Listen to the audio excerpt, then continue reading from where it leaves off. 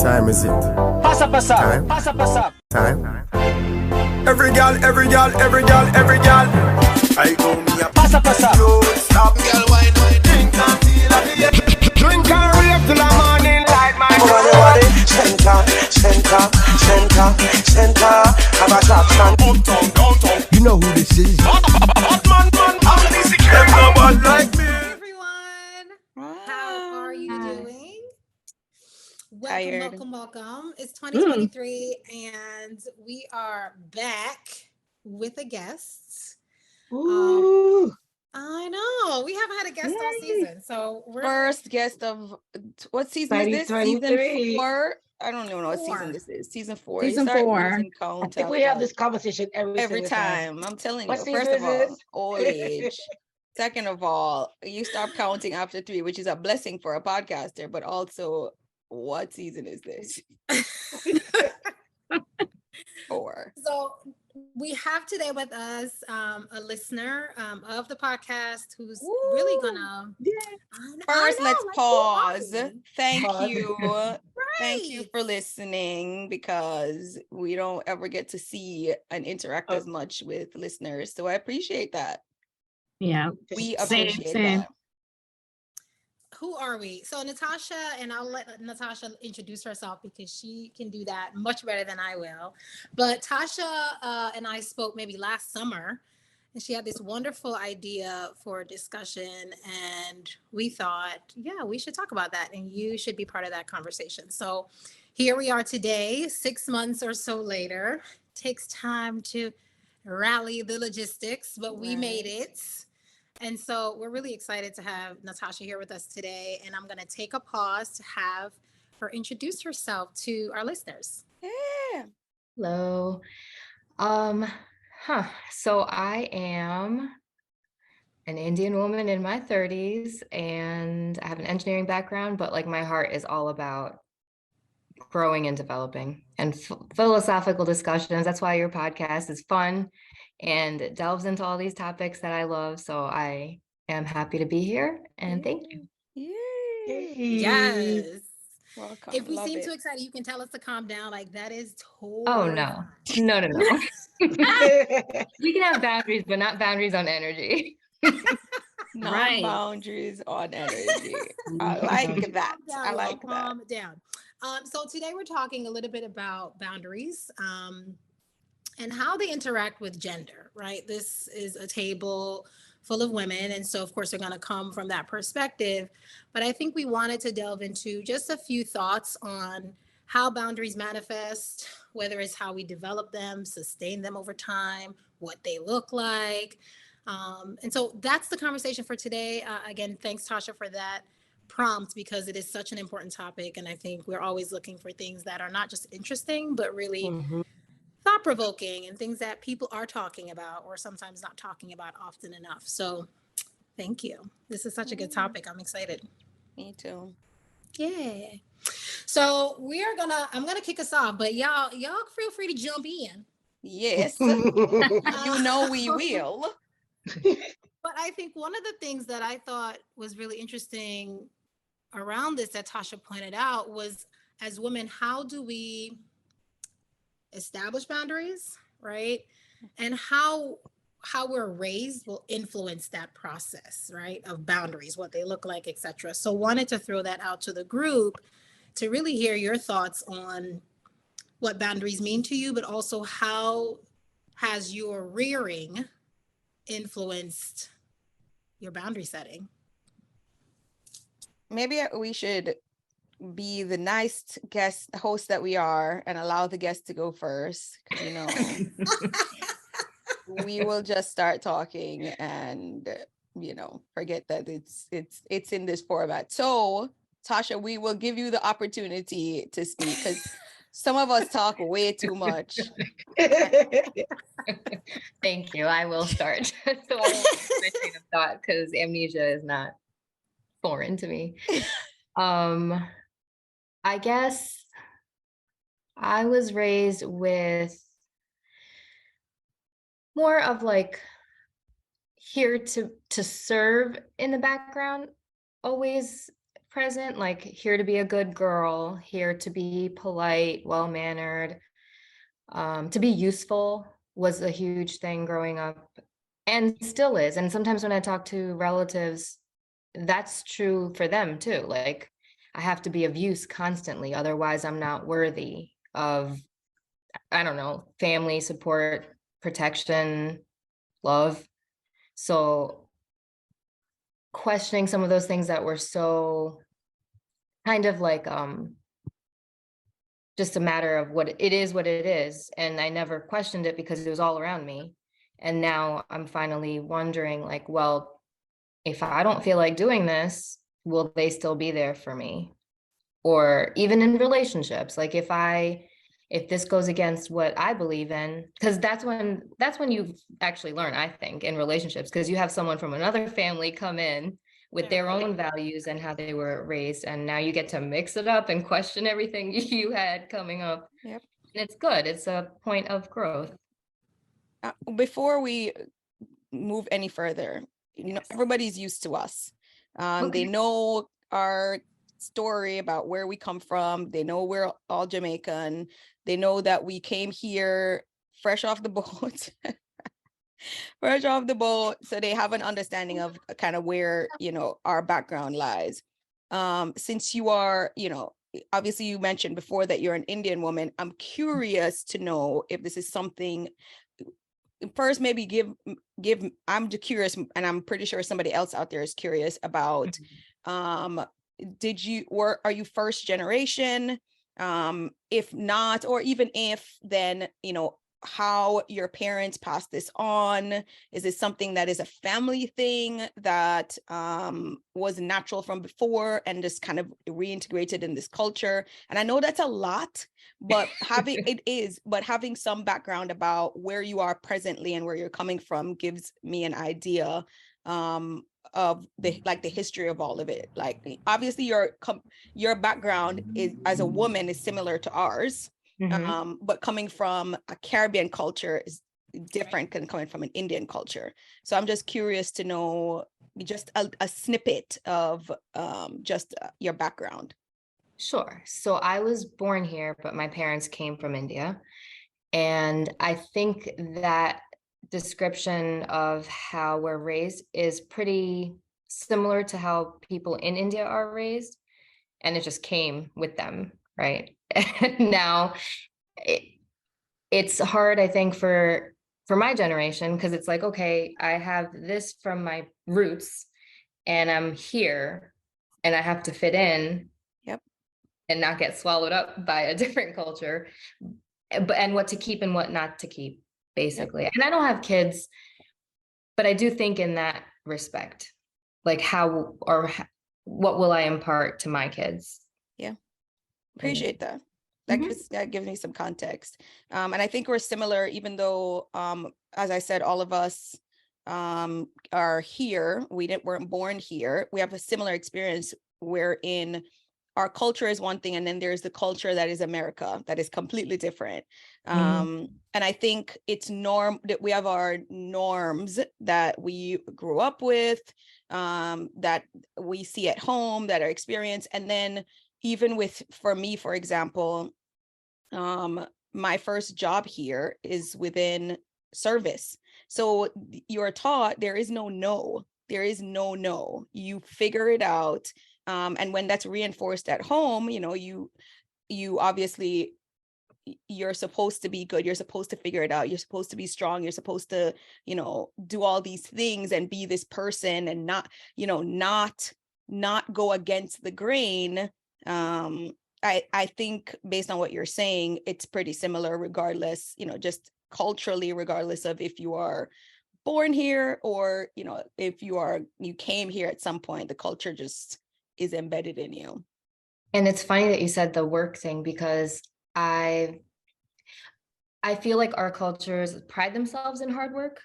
And then when you come here and you see people take advantage of it, then you kind of have to turn, and it goes against your values, but it's a survival thing at that point, because you're like, well, if I work better, more work comes to me. And is that really what I want? Right. Yep. Agreed. I remember when I moved here, and the first thing they're like, "Oh, you're Jamaican. You're gonna have 2 jobs, 3 jobs, 4 jobs.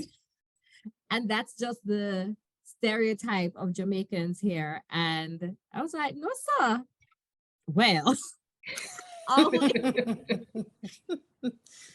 I think that definitely that strain runs strong through our cultures. The overachieving. And then I don't know if it's just juxtaposed with us being women and being aware that even though it's a space where we're now prevalent, that traditionally or somehow, even though I feel like there's so many women in the workforce, it's still not the most accommodating space for us. And so we have to almost like make a mark and be exceptional. So then it's like that plus the culture plus the gender just makes it so much, it makes you feel so much more aware of where your boundaries can be. And yeah, I think I only started exercising boundaries when I started getting some kind of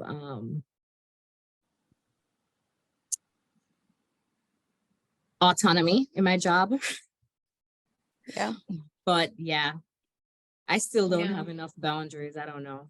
It takes a long time, I think, to develop them because you feel guilty sometimes, or you feel like you're, and some people even say it, right? They'll, because they're not used to you having boundaries. So they'll be like, well, you know, this person would do it. How come you can't do it? And it's like, because I'm not them. Yep. Yeah. It takes time to build that muscle, but I also think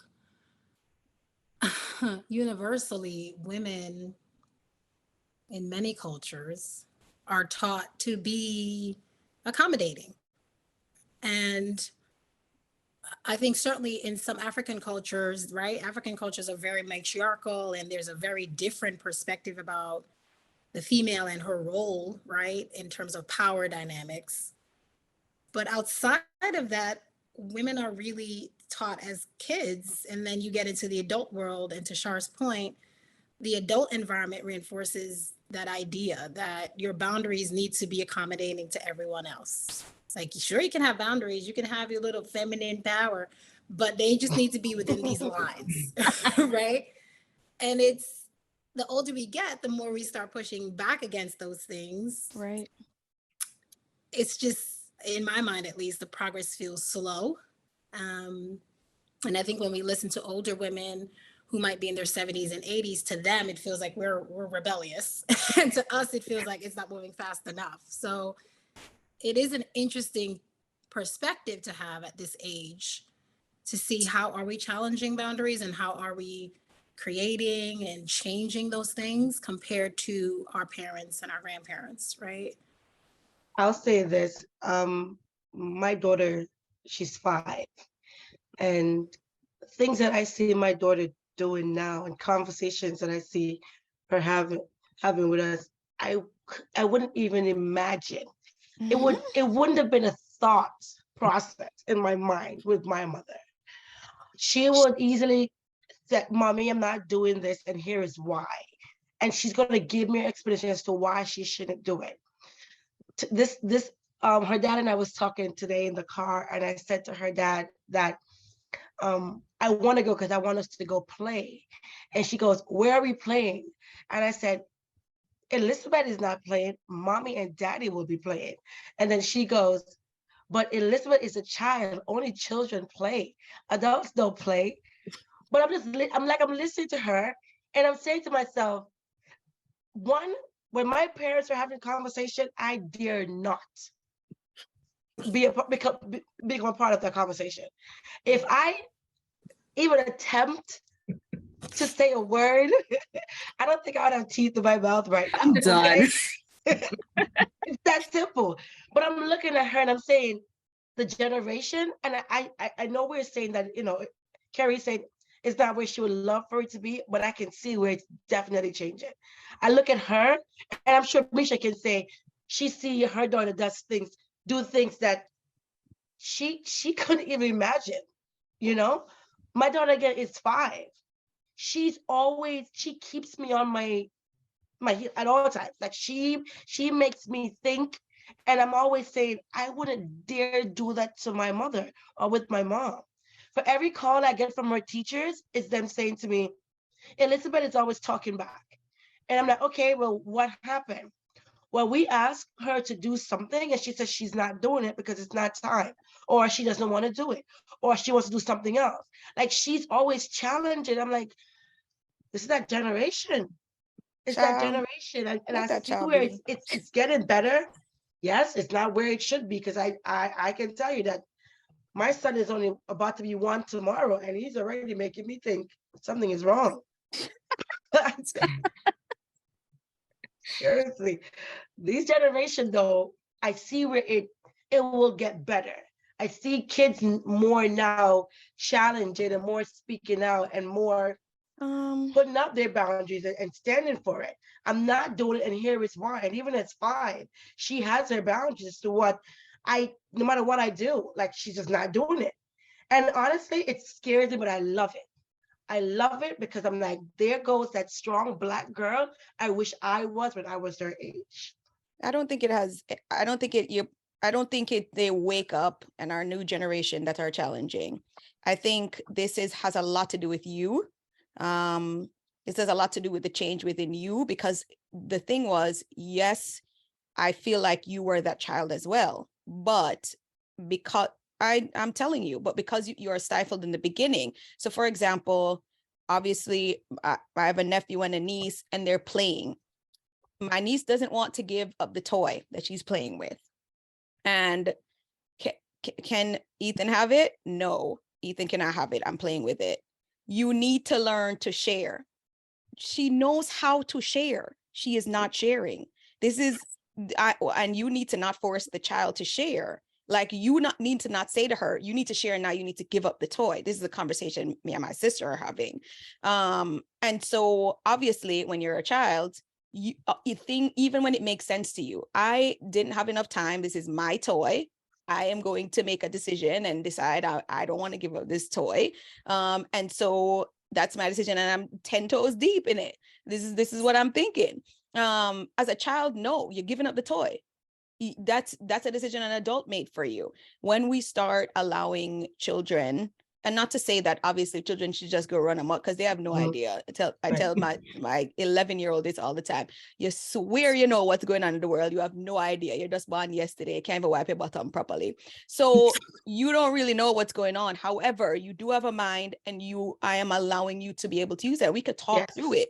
So you don't want to give up the toy. Why? How, let's talk through that instead of saying you're supposed to share, give up the toy, end of argument. That's not allowing them to feel like they have a voice. And if we don't allow them to have a voice, then they feel like they cannot put up any boundaries. I cannot tell you when it hurts. I cannot tell you when I'm sad. I cannot tell you when it's too much. And so I just take,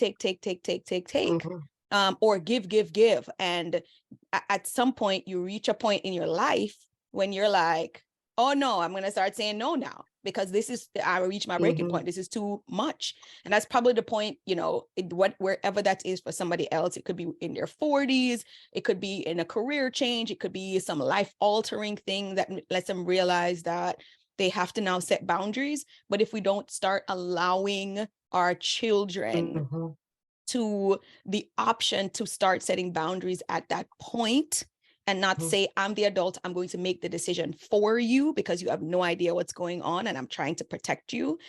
In the long run, you're not going to protect them, because they're going to go in the world and have no boundaries, and allow people to just dictate how their life goes. And I think it has started with us. I think we've realized, even with the culture that we were raised in, even in the culture that, everything that's going on, I think we realize that we cannot now train our children to be the same. It's just, it cannot be. I have a question. How do you deal with the grandparents in a situation like that? Because obviously that's a huge leap for them. Yep. And you're kind of stuck in the middle. So you almost have to draw boundaries with the grandparents and with the children while still respecting both of their boundaries. Yep. How I can speak for myself. I'm going to speak for Soph, because, that's probably a whole different thing over there. But I will tell you that my parents are a little different. When I parent my children, they allow me to parent. It's probably not what they would do. Like if I leave my mother or my father with my children, they parent how they see best. And they're like real parents. You know how they see all these grandparents doing whatever. They're very involved, but they still parent. And when I am around, they allow me to parent. They don't jump in, oh, let the child, or nope. They will allow me to parent, and then when we have discussions about it, then we'll talk about it. Like, you know, this is why I'm doing what I'm doing. This is how I feel about X, Y, and Z. I don't know that that's the norm. I have no idea whatsoever. It doesn't sound like it, but it sounds very nice. So I have no idea if that's normal or not, but I appreciate, I mean, my father's always been like that. My mother is very vocal. Are you?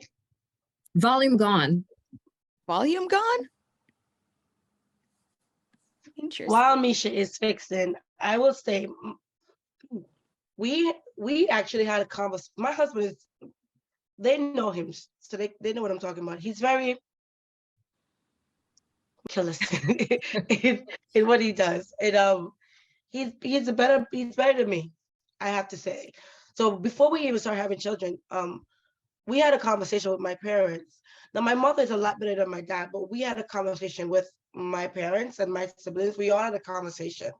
And one thing I remember, one of the things we spoke about was children, rearing kids, and the role that the grandparents will play in that whole process. And I remember me saying to my mom, growing up, I never had a voice, and my children will have a voice. And when you hear them having a voice, I want you to allow them to have a voice. And I'm not gonna lie to you, my mother listened. My dad, not so much, because sometimes he jumps in and be his old self. But my mother, I will honestly say, she has never, and even if she corrects me, she's never done it in front of my daughter. She's always waited till my daughter goes, and she'll say to me, you shouldn't let her say that, or, you know, something along that nature. But I must say they've been respectful with how we have chose to allow her to have a voice. She has, you know, is she too loud? Yeah, sometimes. But I do love the fact that she feels comfortable to express herself, you know, which I did not when I was her age. So my dad, thank God, well, not thank God, let me not say thank God, I miss my dad, obviously, but he's not as involved as my mom, because my dad relocated back to Jamaica. So he doesn't see them as much as my mom does. But my mother, she does allow me to parent. And if there's something she doesn't agree with, she waits till the child is not there, and then she'll say to me, maybe you should try this way. And I'll say to her, you did a fantastic job. Now it's my turn. And she respects it. She's never taken offense to it or anything. She's been, you know, okay, I guess. She hasn't said anything I to me. wonder So. if there's like a part of her too that's like, I wish I had, you know, because it like kind of loops. Absolutely. My mother said to me many times that she wished, like she's seen how my especially my sister, because she absolutely loves how my sister is raising her sons.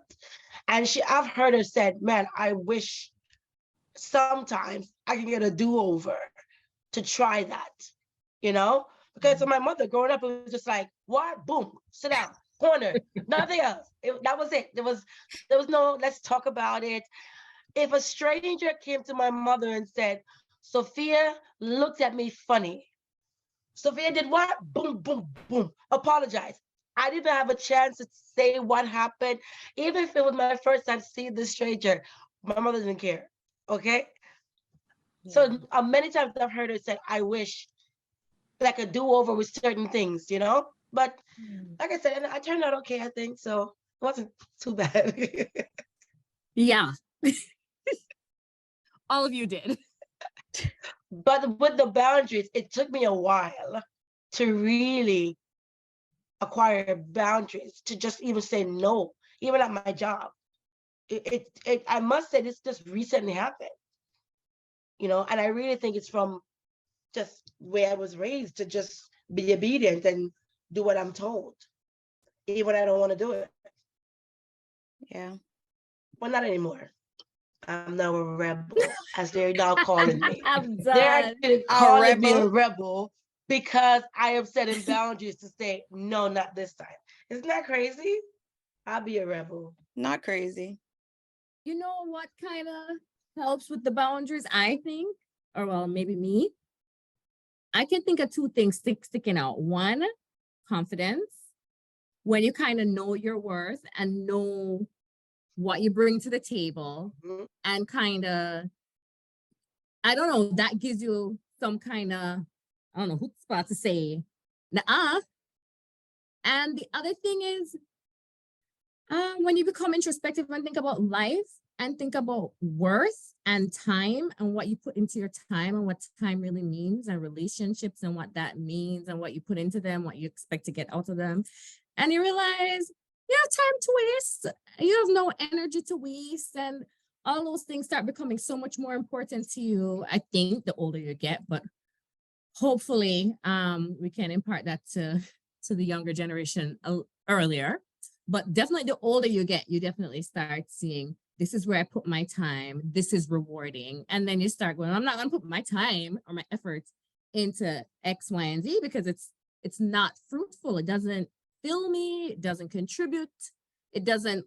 And then you start saying, I don't got time for that. I want to add to that. Can you guys hear me now? Yes. I want to add to that to say, once you reach a stage in your life where you don't give insert expletive here, when you just don't care anymore, because a lot of it is perception. A lot of it is you are raised to exude this, be this person. And once you reach a stage in your life where you don't care anymore, when it's about you and your growth and not what people perceive as you and your growth, then I think you are at the point where you're like, I care too much about me than you, then I'm going to lay down this boundary because of it. And yes, all of those things that you just mentioned, Char, factors into that. I think when you reach a certain stage, I won't even say age, stop saying age, a certain stage in your life, you just your values change. The things that you were probably raised to value, for example, money, what you consider success. So, a career, making sure that your children are perfect. Cause I struggle with that a lot in my early parenting years is, am I doing a good job as a mother? And the way that that shows that is, are my children good children? And to get over that was very hard, very hard. I am past that now. Judge on, I don't care. I don't care. But once you get to that stage where you realize that you are doing for you instead of doing for the world, then I think you just start laying down boundaries naturally. I think it just starts coming like, no, everybody get a no. And so it just becomes way more natural when you don't care anymore.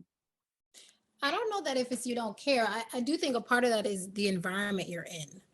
Because if you're right, even if you are a confident person, if you're in an environment that's constantly shutting you down for setting a boundary and maintaining a boundary, if that's not True. reinforced, right? Like we're animals at the core. So whatever behavior we have has to be reinforced in our environment for us to sustain it. True. And so this boundary conversation to me sits in this environment space. Like if my friends weren't supportive, my family wasn't supportive of me setting and maintaining boundaries, it would probably be a little harder for me, right? Like I think there's some personality pieces, like yes, strong personalities, but strong personalities often get isolated because they're strong personalities, and the tribe they're with is like, that's a lot, So I wonder how much of it is the decisions we make to be in certain environments and be with certain people over time that nurtures this development of certain boundaries and sustaining certain boundaries. Like, I don't know that just happens as a stage in life. Or does it happen as our environment, our communities change, who we call our people changes? I think that plays a really strong part in what gets reinforced, you know? Good point. I do think they run kind of parallel. Like with the stages, we do kind of shed some peripheral friends, you know, the ones that don't respect your boundaries. So Yeah, it happens, I think, parallel. it's a good point. Agreed as well. Yeah. Does race have a role here? Like, is race? Yes. Race is always plays a role in this. Race is a factor. It's not a non-factor. It is a factor. I think it's just compounding. So as a woman, as a Black woman, as a immigrant Black woman, it's just compounding. It's like you can go deeper and deeper and deeper into all the ways that you feel like you have to climb out to be equal. And the way to do that is to not set any boundaries, because how can you set boundaries will limit where you can go, how you can get there, etc. And so how can you lay boundaries if every time you are clawing your way through the perceptions, through how you're going to get there, through the idea of, you know, Black woman in general, just Right. whatever you identify as, it's just compounding. It's just one thing on top of the other on top of the other. So yes, race will always be a part of that too. It's my thoughts. What influences race? So Tasha, go ahead. I'm curious. I wanted to just put in before that, the reason why this topic came up was because my Black male friend said that if a Black woman doesn't want to do something, she just won't do it.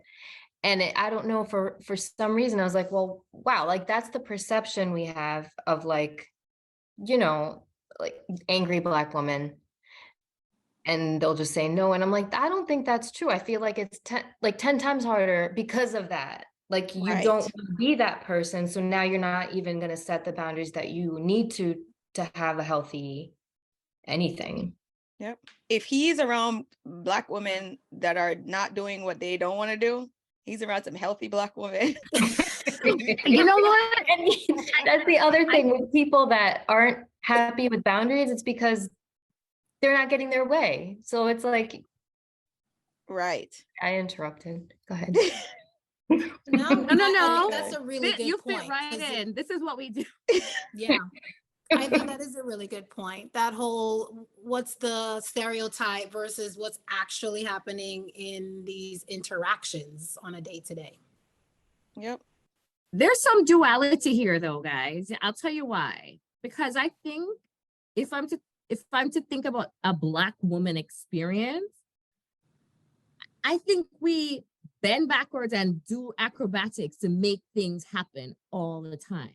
Yeah. But I also know there's a duality where if something is nonsense or foolishness, or if you need to defend your tribe or whatever it is that you're standing in the gap for, you will find there's no hesitancy to say, hell no. So it's a duality, and I don't know how we balance it. And it's definitely there's some need for better work, because I see us doing acrobatics to make things work all the time. And then I do see like a stretching or a breaking point or a protection type of thing where this is the absolute end of the line kind of boundary. But it's usually the end of the line. Before it kicks in. Right. Before it kicks in and you're like, well, hell no. And all of a sudden it's like, no. Yep. But No. here's what I'll say.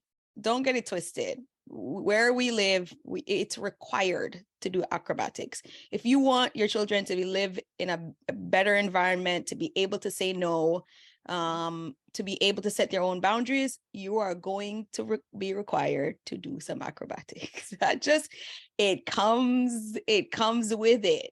You can't just get up and say, I am equal. and I will do equal responsibilities and equal things to be this great person, or to show, show my children that I'm a great person, or to lay a groundwork. The acrobatics just comes along with the territory. You're just gonna do what you're gonna do. And if you're at the stage where you can do the acrobatics, you're okay with that. But know that there is a point where you need to say no, you need to put down the boundaries. Then you're still doing the work. You're still doing what you need to do. You're not just allowing either or. Because I feel like there are people out there that are, all they do is try to lay boundaries. Like all they do is say, no here, no that, I shouldn't be, they're trying to do that. I feel like there needs to be, just generally as a person, some acrobatics needs to be involved, some way where you can bend and adjust to things that come at you, things that are needed from you. But the balance, I think we do a good job of balancing because we don't have a choice. It is just a part of nature for us. And so it comes that way, but there are people on either spectrum, people who will let people walk all over them for their entire life. And there are people who will make it so much harder for themselves to prove a point that they don't need to do the acrobatics. They shouldn't need to do the acrobatics. They should just be equal. And that's just not the reality of it.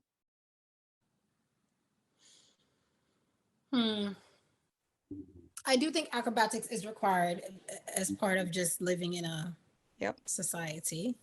And the type of society that relegates women to a certain space. Like that's your space over there, and do whatever you want to do, but it's over there. And I think we see that play out in our relationships. We see play out at work. We see play out in reproductive rights. We see play out in every single facet of life. And if we're to get hung up on that, we would just be frustrated every single day, every moment, right, all the time. So I think, we do the acrobatics because we're like, we have to navigate this and live a full life. But it's still there. And so I think that's where the frustration comes, when we see it and we have to like put our blinders on and keep living or keep doing the thing that we have set in our minds as our life's purpose. So it is a frustrating thing to balance. Right. Agreed. Completely. Is it, are boundaries easier in Jamaica? No. Or oh, okay. No, I was gonna say the US. I was just curious. No. When Carrie said something about environment, I was going to say, I don't think this would be our conversation if we stayed in Jamaica and grew up there. I think it would be a different conversation. Yeah, no, I don't. That's still a cultural thing where the problem is that you are not allowed to create your own boundaries. Like people will create boundaries for you. And then you're now an adult and you don't know how to create the boundaries because somebody's been doing it for you for so long. And so you just keeps passed on. I think being in the society that we're in right now, we're just allowing that to change a little bit before. So before, your parents gave you a little leeway, and now you're giving your children a lot of leeway, and just leeway to create your own boundaries and explain and use your brain and figure out what that is. But I just don't think that's as a culture in Jamaica, like living in Jamaica, that's normal. Adults create your boundaries for you. And then once you're an adult, you don't know what to do. You're figuring it out forever and ever. How do I create the boundaries and where are they and what should that look like? So, completely different. And because I have friends, I think there's like a sense of, you can't change a thing unless you're going to name it. Then you can start talking about changing it. I think at least in Jamaica, there's a very clear, gender roles are a thing.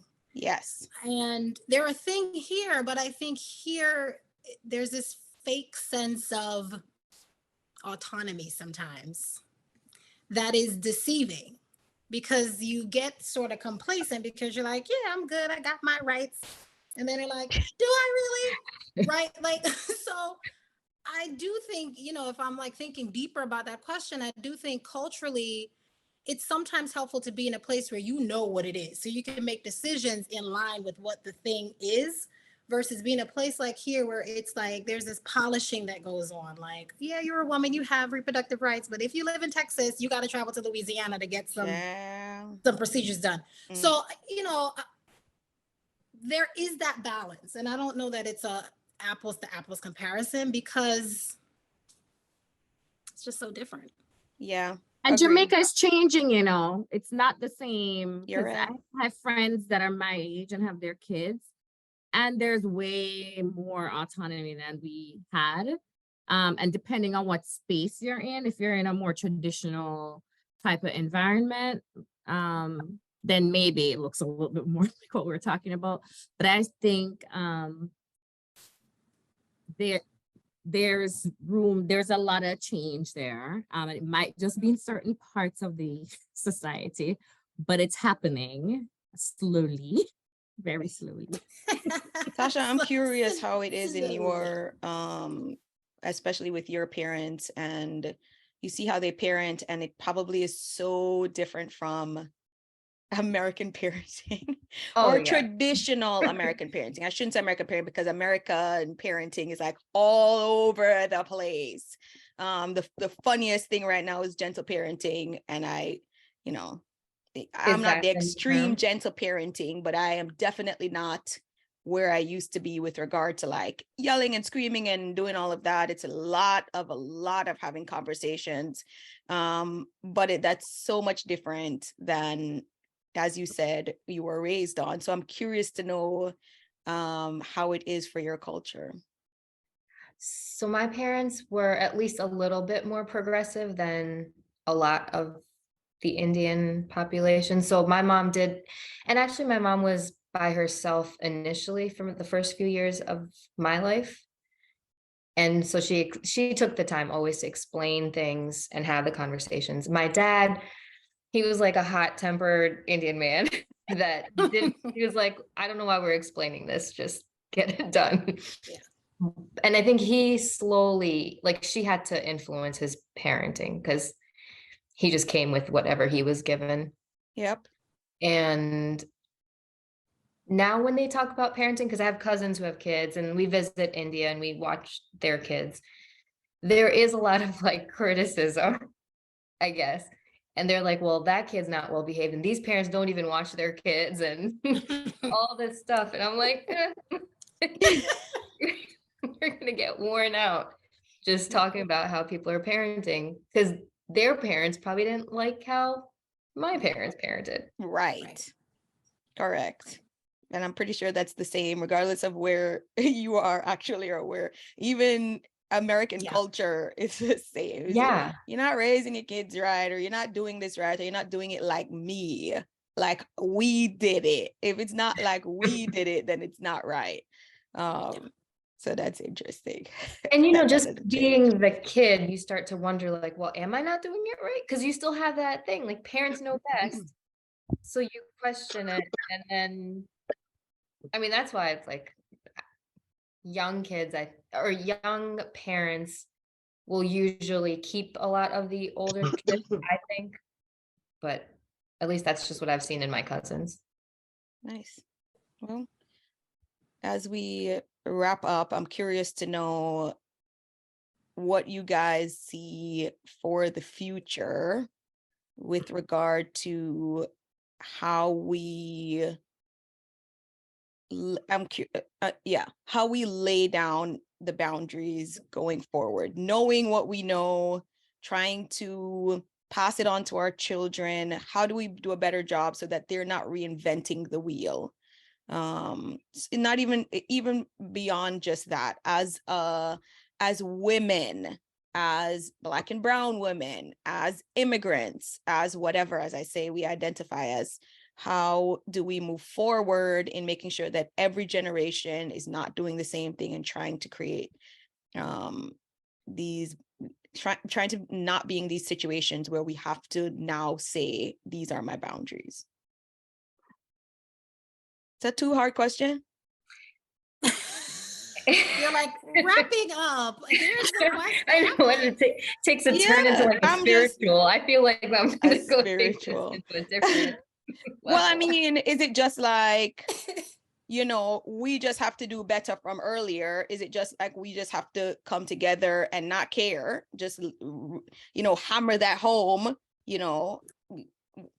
That's why I said, because to me, so I guess it's not as simple. No. If I were to really simplify it, just from like at this point in my understanding of things, if I respect like my life, then I have to show it through boundaries. And in doing so, I would also respect the life in my kids and in the parents and respect their boundaries and expect the same. And if that respect isn't being exchanged between generations or between people in the workplace, in a relationship, then there's going to be ways that are parted. That's all. So the change will start with you, just showing the respect me. boundaries. Got it. Yeah. Yep. Got it. That's good. Yeah. I mean, and I guess that's think the only thing we can do. it is part of what we can do. I think, you know, it's like anything else. It's whatever your sphere of influence is, right? Like it starts with yourself, but it extends to your family and your friends and your coworkers, and how you show up in those different settings will teach others not just how to treat you, but others that they come across who might be setting boundaries too. You know, like it's a practice space for both people in the interaction, right?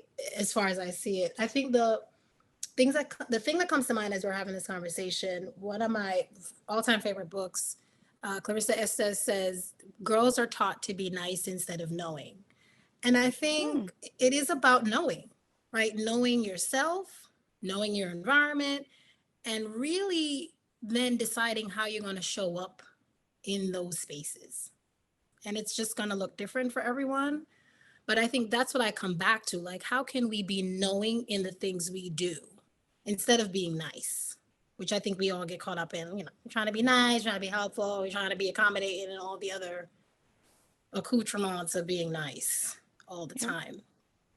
So, Shar, any Can I? thoughts? Go ahead. No, go ahead. Go ahead, Tasha. I just wanted to add, there was like this lady, I don't know if it's that lady, because it sounds so familiar, where she like walked into her living room and she asked, all the kids were in the living room, and she was like, what do you guys want to have for dinner? And the boys immediately said whatever they wanted, and the girls looked around to see what everyone else wanted. Is that the same thing? I'm not sure. I'd have to check it out. Oh. I mean, she has a whole body of work, so it's very possible. It's interesting. But that's very telling. Yes. Very telling. Yep. Shar, were you going to say something? No, I was giving snaps.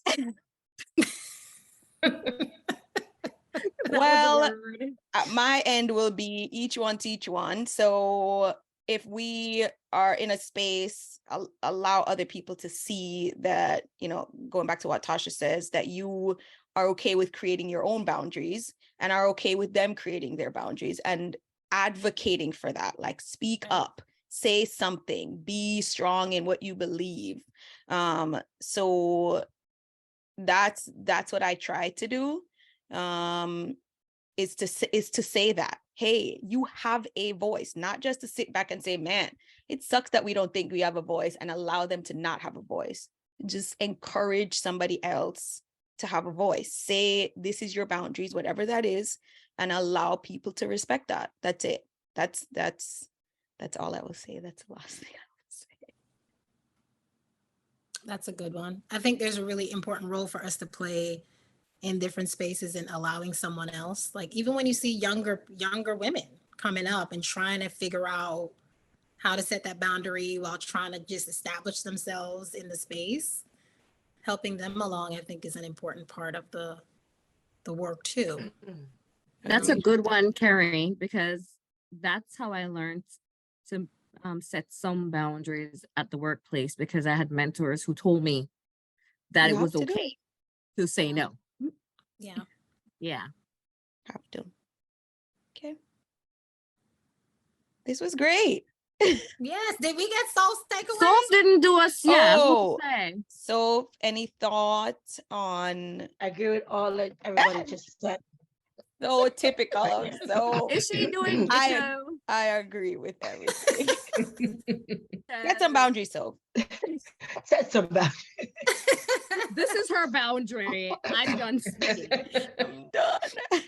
No, No, ma. I don't know what's going on. My throat is hurting, and I don't know what's going on with my throat. Sickness. I'm not sick.